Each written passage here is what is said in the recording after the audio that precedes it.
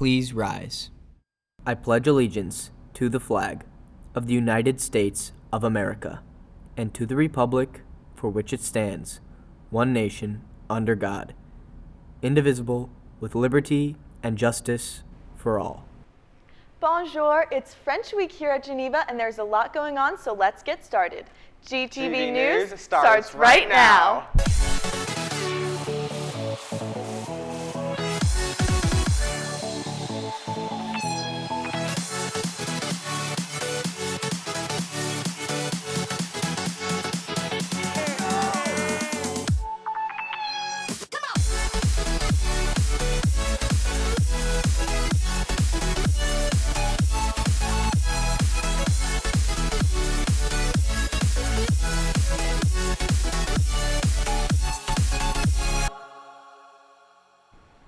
Welcome back, Geneva. Here are your morning announcements for Tuesday, November 10th, 2020. President Trump is denying his defeat, vowing to fight election results, while President-elect Joe Biden's transition team is announcing his pandemic advisors. On Saturday, Joe Biden took to the stage with his Vice President-elect Kamala Harris, who made history as the first female, first Black, and first South Asian Vice President-elect. Mr. Biden spoke of once again unifying the United States. It's time to put away the harsh rhetoric, lower the temperature, see each other again, listen to each other again. And to make progress, we have to stop treating our opponents as our enemies. They are not our enemies, they are Americans. They're Americans. Celebrations erupted in cities across the nation such as Philadelphia, NYC, and Chicago as the news of the results spread. Pennsylvania's final tally is what pushed Biden over the 270 electoral vote threshold.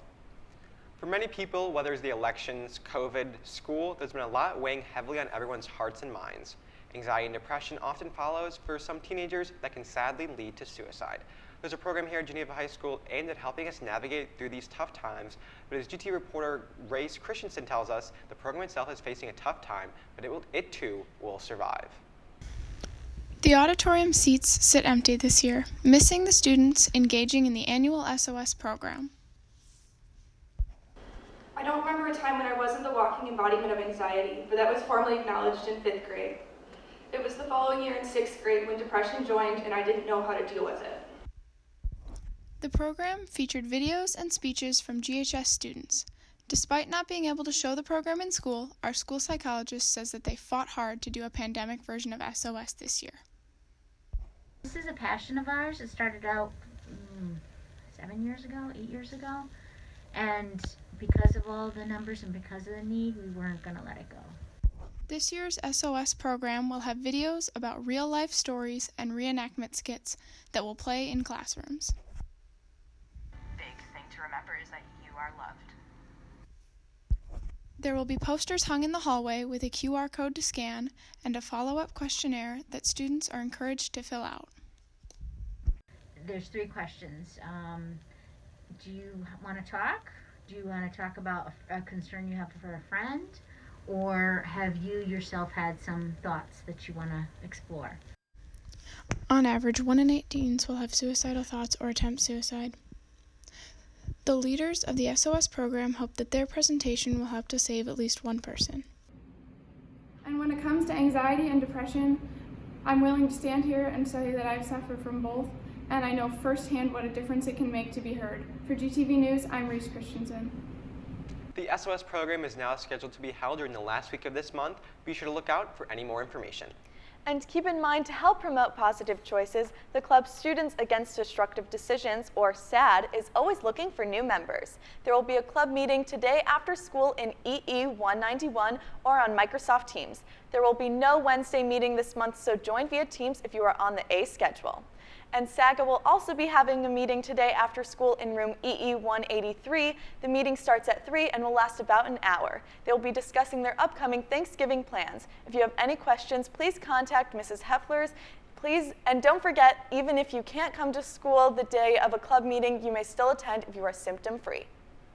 And GT will be holding a club meeting today, right after school today here in the studio. If you want to come behind the desk, practice on camera, and use some of our fun equipment, be sure to come by after school right here. We're next to the Mac Olson Gym. And for any more questions, please email Miss Benny. FCCLA's fundraiser is still going on, so be sure to order your butter braids to show your support. More information will be sent through Viking Vessel and will be available in the teacher's workroom for online ordering. Educators Rising Club will have its next meeting this Thursday, November 12th. Also check the Teams page to sign up for virtual Future Educators conferences as being held by ISU. If you missed last week's meeting for National Technical Honor Society, please contact Ms. Consdorf to get connected. Attention anyone interested in joining the bowling team, there'll be a mandatory bowling meeting in room EE 191 on Wednesday and Thursday after school. This week in preparation for the upcoming season, all girls and boys planning on participating in bowling should attend one of these 2 meetings to get more information. The Viking Alpine Club will hold its first meeting of the year virtually on Tuesday, November 17th at 3 p.m. Any new or returning member must sign up for the Viking Alpine Club by joining the Microsoft team using the code SJEEVCE and join the Remind app with the code Viking Alpine. Look for the signs posted around the school for more information.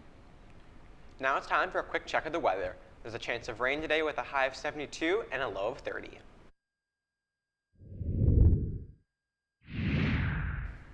And now here's 3 to know before we go. It's National French Week this week, so be sure to join Geneva's French program to celebrate. Be sure to check your email for updates about the 2020 yearbook pickup today and on Thursday. And remember that Friday is a remote day for all students.